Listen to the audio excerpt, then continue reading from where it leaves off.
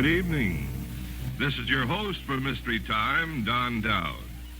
Tonight, as on every Thursday night, Mystery Time brings you a story by a great master of literature, transcribed into dramatic form and played by an outstanding cast. Tonight, our mystery classic comes from the pen of Sir James Barrie. It's one of his outstanding short stories titled Half an Hour. Starring in it is Sir Ralph Richardson, who not only plays the part of Richard Garson, but introduces the drama. Now, Sir James Barrie's Half an Hour, starring Ralph Richardson.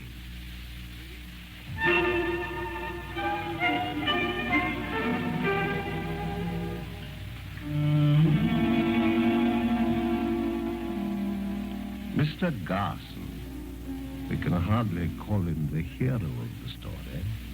Mr. Garson is a financier, and his young wife, Lady Lillian, live in a mansion near Park Lane. Later this evening, they will be entertaining guests there. But now, they are alone. They're in the middle of their periodic brawls.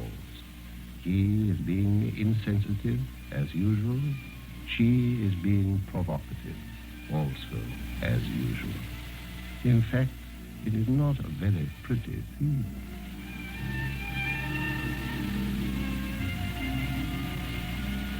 Why don't you strike me, Richard? After all, I'm only a woman, and there's no one within call. A woman, you useless thing, that's just what you're not. How strong you are, aren't you? No wonder I love you. Look how you've crumpled my frock. Well, you certainly asked for it. Did I? You know, I can't make up my mind whether green is really my colour. What do you think? What colour do you best like to knock me about in, You Richard? mind what you're saying.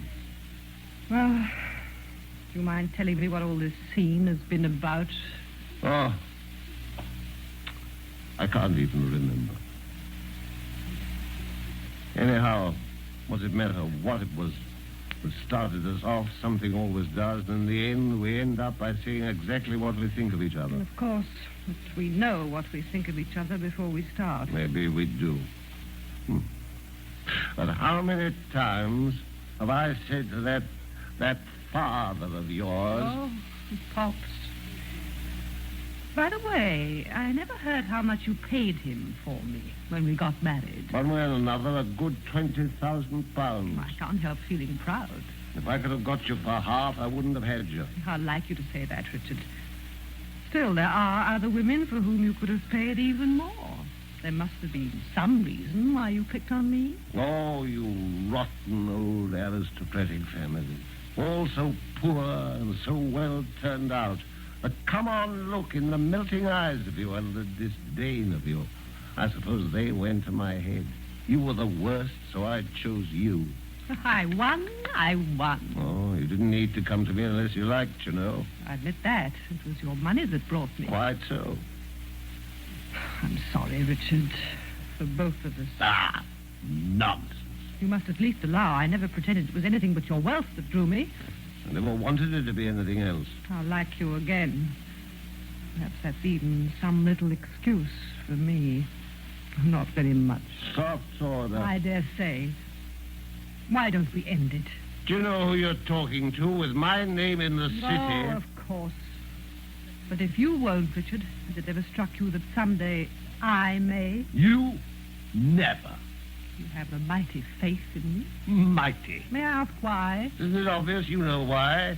That expensive little heart of yours, you can't afford to. You're too fond of my money. I see. Tragic, your lot, isn't it? More tragic than you understand. Bought you when you were too young to know what you were doing. Not so young, but that I should have known. It's a rare, exquisite creature, too, as you know yourself to be. As I know I'm not, but as I long to be, as I think I could be. As you think you could be if you'd married a better man, I suppose. All right, mock me. You have the right, but it may be truer than you think. That's what they tell you, I've no doubt. Who tell me? Those young cubs who live on your father. If I was to let them tell me what they would like to say... Ah, but they do, my pet. And when they've finished, you tell them they mustn't say things like that, and your lip trembles, and one sad tear sits in your sweet eyes. The same little tear that comes when you've overdrawn your allowance. How you read me. I think so. I think I know the stuff you're made of. I wouldn't try any heroics, Lillian. You can't live up to them. Well, I haven't the courage, I suppose. Oh, you've the sort of pluck that let the French jack-o'-dandies go tripping to the guillotine, and perhaps my breed hasn't. When it comes to living, you've got to live on us, my girl, and make the best of it. Oh, if only I... If only you were to show me that it well. I'm not nervous. In the end, you'll always be true to number one. I've thought you out that far, at least. And supposing I did show you. If you did, if you tried to play any game on me, well... With a knife, Richard, or Desdemona's pillow? If you brought any shame on me, before I put you to the door, I'd break you. You're hurting. If I did it, I wouldn't be here to break. I shouldn't advise you to be, Lillian. Unless you wish to do the breaking now, please let go of my wrist. Come in. Excuse me, ma'am. May I draw the curtain? Yes, Jane. Tonight at p:30, I suppose. I suppose so. Jane, send me a whiskey into the billiard room, will you? Yes, sir. Jane, leave the curtains now. Attend to the whiskey. Very well, madam.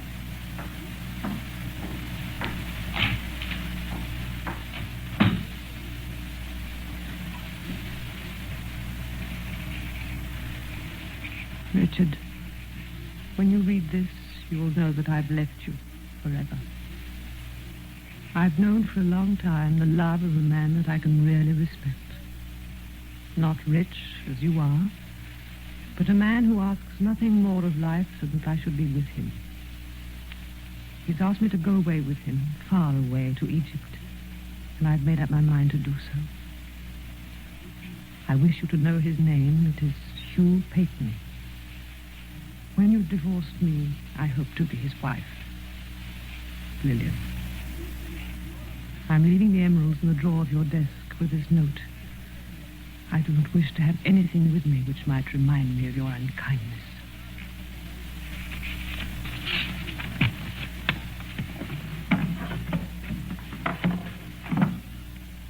Ten past 8. Just time to catch him before he goes for his train.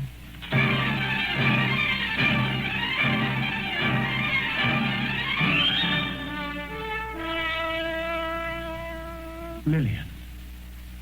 Oh, my dear. Oh, Hugh, please listen to me first. You see, I've changed my mind and come after all. My darling. If I'm here to go with you, you'll have me still. But, oh, Hugh, let there be no more mistakes. Don't have me, dear, if you'd rather not. Lillian. Dearest. It isn't really a shock to you, is it? Hugh, you don't despise me in your heart for coming? Dear. My dear. Oh, you're so fond of Egypt. Perhaps it'd be lovely for you to go back to it alone. But...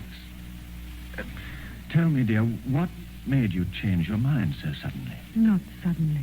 I longed to come to you, but I was his wife. Hugh, did you hear me say I was his wife? What a lovely way of putting it. My wife now. And always. Things he said to me tonight. There, that's all over. Did you tell him you were going? Yes, I left a letter for him in the drawer of his desk with all the jewelry I was wearing, just like you told me to do. You said in it that you were coming to me? Yes. I wanted you to do that. I wanted it to be all above board.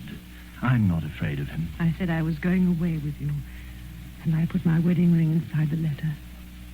I've burned all my boats, Hugh. Darling, we mustn't miss the train. Not another word if you love me. Can you snap these catches while I sit on this trunk? That's it. Why, what are you smiling at? I just remembered, Hugh. There were people coming to dinner tonight. I've just remembered something far more important. Woman, where is your trousseau? Oh. Susie! I've only what you see me in, dear. Here's all the riches I bring you. 4 and 6 pence. Please take care of my dowry for me, Hugh. You poor dear. But what fun to buy you a trousseau at Brindisi, if not before. Susie! Are you going to send Susie to get a trousseau for me? Of course. Susie, skip across to the nearest draper's and buy me a trousseau.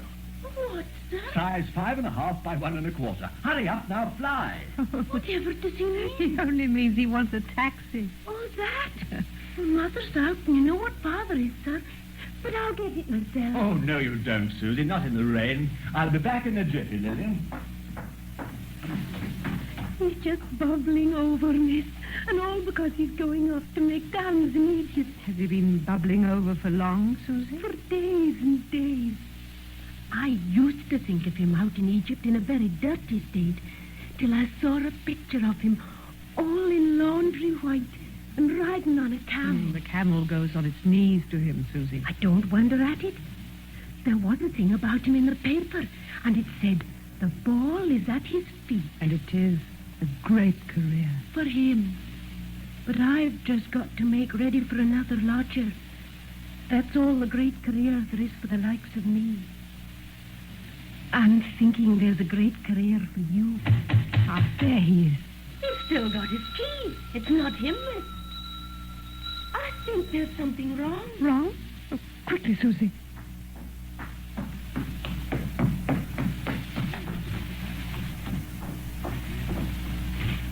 What is it? Could you tell me there's Mr. Payton is here? Oh, you are so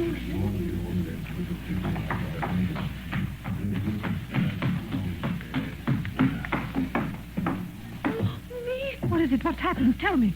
There's been an accident. They're bringing him in. Oh, Mr. Payton. Oh, Susie, it can't be. It's him. He was run over. My name is Dr. Brody. My poor lady, have they told you? Tell me. Your husband, he was knocked over by a motor bus. You... Mrs. Payton, I'm afraid it's very serious. Very serious. Tell me. I must tell you. Mr. Payton is dead. No. No, He died as they picked him up. it isn't true. I'm a doctor. I happened to be passing. I didn't know him, of course, but one of the people told me his name. He only spoke one word before he died. My name?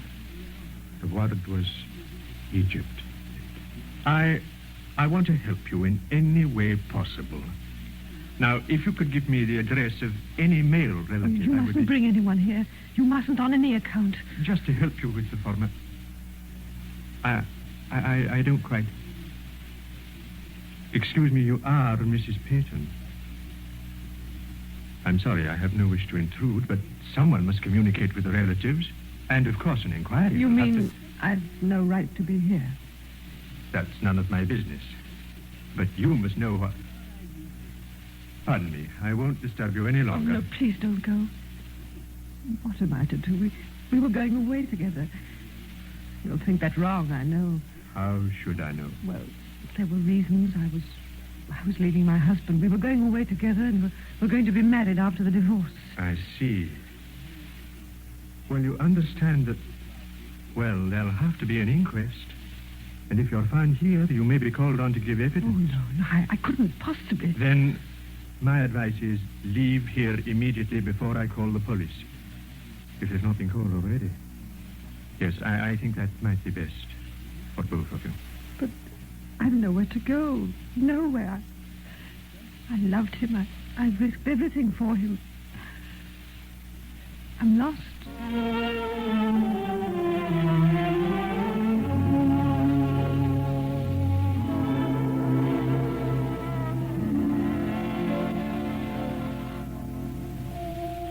What time are they coming with us? Have I time to write a note? It's 2 minutes short of the half hour, sir. Her ladyship not down yet? I believe not, sir. Oh, she isn't usually late. I didn't hear her in her room, come to think of it. Shall I send up to inquire, sir? Oh, no, she'll be down directly, no doubt. I've just got to write a note before the guests arrive. They know there'll be 3 tonight with us. Yes, sir. Oh, they're here, apparently, sir. Oh. Well, I'll write this later, I suppose. Here, give me those papers with us. We'll put them in here for now. What? What the devil? Good heavens. Lillian's emeralds. What on earth are they doing in this place? She must have shoved them in the drawer and forgotten them, I suppose. Her all over. They're here, sir. Is that all, sir? Yes, that's all, thank you. Mr. and Mrs. Redding, sir. Glad to see you both. Come in and get warm. Lily will be here in a minute. You seem to be having a little joke all by yourself, Carson. Look what I found. My eye. Where did they come from? Here on the desk. I put my hand in a drawer for some papers, and I found these instead. Well, all I can say is, let's go hard. Silly man. They're Lady Lillian's. I'd know them anywhere. Beautiful emeralds. The joke is, I see now why my wife's late for dinner. No. It's we that are early. She must have shoved them in the drawer there. Her setter, more careless than ours, you know. And then forgotten where she put them. I bet she's searching high and low for them at this moment. Oh, the poor dear. Suppose some servant had found them, or that awful man who winds the clock. Well, they're safe enough now. I'll take care of them. Dr. Brody. Here you are. Very pleased to see you in my little place, Brody. Thank you, Garston. Lady Lillian, I'm honored. No. This isn't Lady Lillian. Would that it were, Dr. Brody. Come. Dr. Brody, this is Redding. Oh, how do you do? You and Redding have met at the club, of course. Yes, to be sure. Yes. I forgot you didn't know my wife, Brody. She'll be down in a moment. I must apologize for her being late. Now, don't fuss, Mr. Garson. Dr. Brody knows what women are. No, not I, Mrs. Redding. But I was afraid I would be late myself. A very strange thing happened just now. Why, what was that? An accident in the street. Man knocked over by a motor bus, not far from here. Killed. Oh, rough luck. Well, did you have to do anything? Yes, I did. He was living just around here. Seems to be an engineer or something. Done some good work out in India, they told me. Peyton was the name. Did you ever know him by any chance? Peyton? Oh, sir. Hugh Peyton, we met once at dinner. Oh, no, Egypt was his place. Oh, I'm sorry, not India. It was Egypt, she said. Yes, probably the same fellow. Was he married?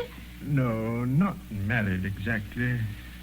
Poor devil. Oh, surely better in the circumstances that he wasn't married. Oh, much better. You said poor devil. Did I? I was thinking of something else. Of the lady, you mean? Did I say there was a lady? You're saying it now. Yes. There was a lady, all right. She was married, she told me. She'd just left her husband, run away from him that very hour. In fact, she and Peyton were on the point of going away together. The bags were packed, everything. In fact, he was looking for a taxi when he was knocked over. So she was leaving her husband, was she? That's what she told me.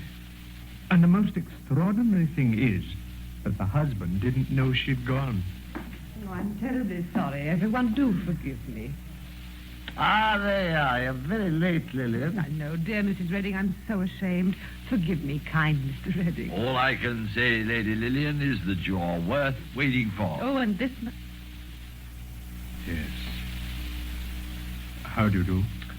My wife at last, Brody. I forgot, Lillian, whether I mentioned that Dr. Brody very kindly promised to take pot luck with us. No, but I'm so pleased, Dr. Brody. Any friend of my husband. Thank you, Lady Lillian. He's been telling us such a shocking story, Lady Lillian. It'll spoil my dinner. Oh, not quite, I hope, Redding. No, not quite. A man killed in the street. Tell her, Dr. Brody. I'm afraid it wouldn't interest Lady Lillian. Oh, yes, by the way, it would. You remember him, Lil? Was it someone I know? Peyton was the name. Hugh Peyton, I think. Wasn't it the Rossiters we met him, wasn't it? Was he a barrister? No, some sort of an engineer. He worked abroad somewhere, Egypt. Only in a small way, I believe. Staff man, wasn't he? No, fair. Evidently, if you ever knew him, Lady Lillian, you have forgotten him. One meets so many. Just so. There was a woman in it, Lady Lillian. Do get him to tell us about her. I'm sure there's a scandal in it somewhere. Ask him to tell us. Why not? Very well. I assure you, I pitied her when I thought she was his wife. And still more when I found out that she wasn't. She kept crying. What could she do? Runs away from her husband, gets her lover run over. She can always run out and get us some new ones, can't she? Oh, look here, Gus. What a sentimental fellow you are, Brody. That kind can look after themselves all right.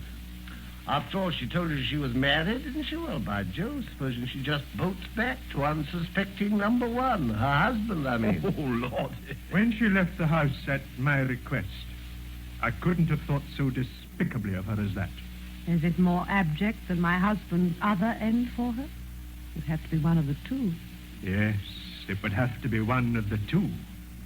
But to go creeping back to her husband as though nothing had happened, that would be too much. Oh, it's quite possible, you know, Garson. Don't you think so? I say, that'd be making a pretty jump out of the husband, wouldn't it? Yeah, no doubt. All the same. It has a funny side to it, you know. Don't you think so, Brody? It has its humorous side, you know. Oh, yes, I can see that, Garson. But I wasn't thinking about the husband as I walked here. I was thinking about the woman, picturing her in dire desolation. Don't you think she may be in dire desolation still? Thinking it over, Lady Lillian, no. I've come to the conclusion that your husband is right, and that I was a sentimental fellow wasting my sympathy on her. Exactly. We don't need to worry about her, I think. Dinner is served.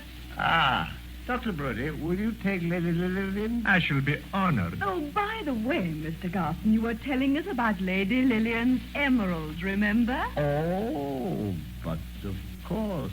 Why, hello, Lil. You haven't got them on tonight. I thought you got them out of me, especially to go with that dress. Well, no, Well, where are they? I was talking about them to Mrs. Redding before you came in. I took them off down here earlier on and left them for safety in one of your desk drawers. Oh, which one? That one. Well, better open up and put them on again, hadn't you? I like you in them, you know. I remembered them when I was upstairs dressing, and then I forgot them again. Yes, here it is. But my emeralds. The emeralds have gone. They're not here, but they should be. I left them here only a little while ago. I know I did. What, you say they're gone? Richard, what's to be done? My emeralds, I know they're in this drawer. Gone? Well, send for the police at once. This is very, very serious. I know they were there. I know. What can have happened to them? Mr. Garson, how can you keep it up? Don't you see the poor girl's nearly fainting? I'm not surprised. I know I should. Emerald. Come on, Lil. Calm yourself. And let this be a lesson to you, that's all. Everything's all right. It's just a trick I was playing on you. I found them in the drawer just before Redding came in. There never was a chap like Garson for playing tricks on you. A masterpiece, a real masterpiece. Well, there you are. Put them on. Then let's go to dinner, Mrs. Redding. Oh, poor Lady Lillian. She looks quite pale. Oh, she'll get over it. Maybe even more careful with them next time. Eh, Lil? Lil, come on. What are you doing over there? Burning something? An old letter.